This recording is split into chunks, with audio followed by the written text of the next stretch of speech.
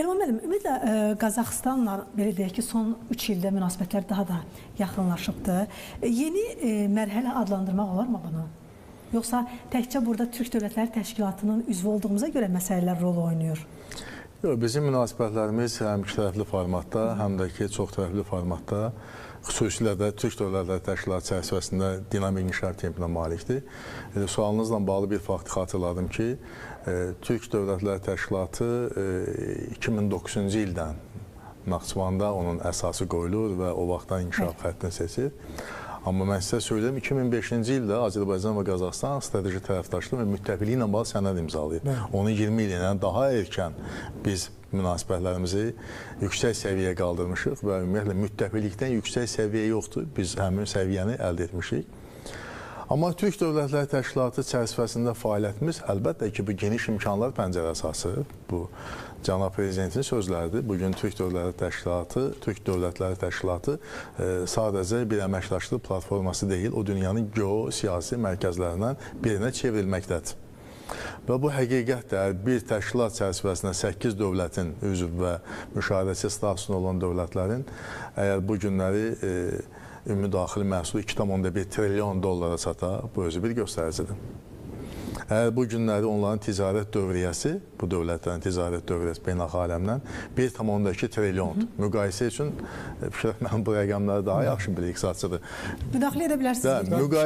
Müqayisə üçün dünya ölkələri yoxdur, 1-200 yaxın ölkə. Onlar hamısının birlikdə bir-birinin ticarət dövriyyəsi 33 trilyon dollara gəlib çatıb. 33 trilyon dünyadır, amma 1,2 dövlətlərin münasibətləridir. Keçən illər 2024-cü ildə dünyada iqtisadi artım 3,2% idi, amma Türk Dövlətləri Təşkilatının iqtisadi artım 5,2%. Fikirləşir, trend bizik və nəhayət Azərbaycan-Qazaxıstan əlaqələrinə gəldikdə, gəlin etiraf eləyən ki, Qazaxıstan böyük iqtisadi potensialı var. Düzdür, bu təşkilatda, Türk Dövlətləri Təşkilatının əsas iqtisadi güc Türkiyədir, dünyanın 19-cu iqtisadiyyatıdır. Türkiyənin keçən illər 2024-cü il ümumi daxili məhsulu 1 trilyon 323 milyard dollar olub. 1 trilyon 323 milyard. Müqayisə edin. İkinci yerdə məhz Qazaxıstandır. Qazaxıstanın keçən ümumi daxili məhsulu 281 milyard dollara çatıb. 281. Ondan sonra Özbəkistan gəlir 115 milyarddır. Sonra Bizik 74,3 milyarddır. 74,3 milyard. Şimali Kipr 7 milyard o azdır. Onun başa düşmək olar.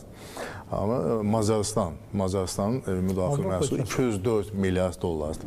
Fikir verin, Macarıstan, Avropa İttifaqı ölkəsi, NATO ölkəsi 204, amma bunların üzvü olmayan Qazaxıstanda 281 milyard dollardır. Yəni bu baxımdan bizim Qazaxıstanla ticarət, iqtisadi əlaqələrimizin inkişafının dinamikasının bizim üçün də çox böyük faydası var.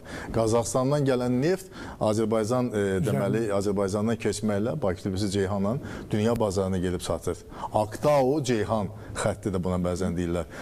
İldə 1,5 milyon ton bizə neft verir və bu neft dünya bazarına çıxarılır. Yəni, bütün bu rəqəmlərin natamam bir təqdimatı özü belə göstərir ki, bugün ikitərəfli münasibətlərimizin həm inkişafı ilə bağlı geniş perspektivlər var, həm də dövlətimizin başçısının siyasətinin, xarici siyasətinin əsas istiqaməti ikitərəfli münasibətlər formatıdır. Məntiq nədədir? İkitərəfli münasibətlər yüksək səviyyədə olanda 3 tərəfli, 4 tərəfli, 5 tərəfli və çox tərəfli münasibətlər də inkişaf edir. Bizim ikitərəfli formatda Gürcüstanla, bizim ikitərəfli formatda Türkiyə ilə münasibətlərimiz strateji tərəfdaşlıq müttəfiqlik səviyyəsindən qalxmasaydı, Bakı-Tbilisi-Ceyhan olmayacaqdı, Bakı-Tbilisi-Ərzurum olmayacaqdı, Bakı-Tbilisi-Qarşı olmayacaqdı. Bizim bax, Rusiya ilə də, İranla da biz həmişə münasibətlərimizin yüksək səviyyədə saxlanmasında maraqlıyıq. Bəzən zigzagvari bir proseslər də gedib. Enişli, yoxuşlu olub, amma biz həmişə istəmişik ki, münasibətlərimiz yüksək səviyyədə olsun, biz əbədi qonşularıq. Bax, bunun sayəsində, bu siyasətin sayəsində Şimal-Cənub nəqliyyat dəhlizinin reallaşması baş verir. Bu münasibətlərin iki tərəfli formatda yaxşı olmasının nəticəsidir və bizim Qazaxıstanla da münasibətlərimiz inkişaf edəndə bu təbii ki, Mərkəzi Asiya regionu əlaqələrimiz inkişafı deməkdir. İndi hörmətli Fikrət müəllim orada dəhlizlə bağlı məsələlər toxundu, çox düzgün bunların hamısını qeyd elədi. Həqiqətən də bu günlər, fikir verirsiniz, Azərbaycan dövlət başçısının Qazaxıstan səfəri zamanı nəyin təqdimatı olur? Orta dəhlizin inkişafı layihəsinin. Görün, nə qədər strateji əhəmiyyəti var. Xüsusilə 2022-ci ildən üzü bəri, Rusiya-Ukrayna müharibəsi başlayandan bəri bu layihənin əhəmiyyəti 1-5 qalxıb.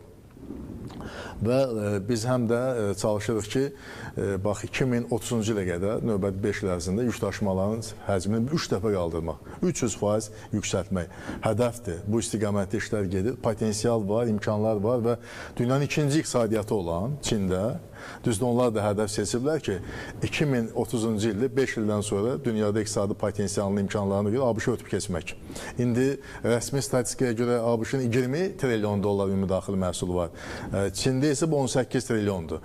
Və 5 ilə gəlib keçmək və o cür nəhəng, demək ki, birinci, ikinci dünya iqtisadiyyatının məhsullarının Avropa bazarına gəlməsi, gəlir Mərkəzi Asiya Qazaxıstan, Qazaxıstanla gəmilərlə tank gəlir deməli Azərbaycan, Azərbaycandan Türkiyə, oradan Avropa bazarı və məsafədə xeyli səviyyədə düşür, həmin 10-12 günə gəlib çatır, vaxt az gedir və nəticədə bundan hamı uduşdu vəziyyətdədir. Və bu baxımdan da Azərbaycan-Qazaxıstan əlaqələrində bu amilin də rolu böyükdür. Sonra fiber optik xəttlərin çəkilməsi baxımından o layihədə reallaşdır. Gələnlər dənizin dibinə, gələnlər istifadə verilməlidir. Bunlar hamısı müsbət. Sonra biz yaxşı enerji sahəsində əməkdaşlığımızın geniş perspektivi var. Geniş perspektivi. Bizim potensialımız böyükdür. Həm COP29 ev sahibi eləmişik. Dünya bizi artıq bu cür qəbul edir. Bizim 157 giqavatlıq Xəzər dənizində bizim potensialımız var, yaşlı enerji.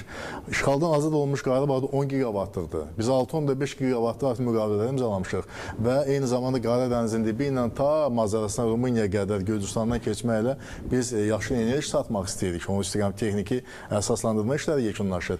Və bunlar hamısı və bu reallaşanda Qazaxıstan da bu proses qoşula bilir, istifadə edə bilər həmin xəttdən. Və bütün bunlar onu göstərir ki, bütün bu fundamental məsələlərdə bizim mövqelərimiz üstə düşür.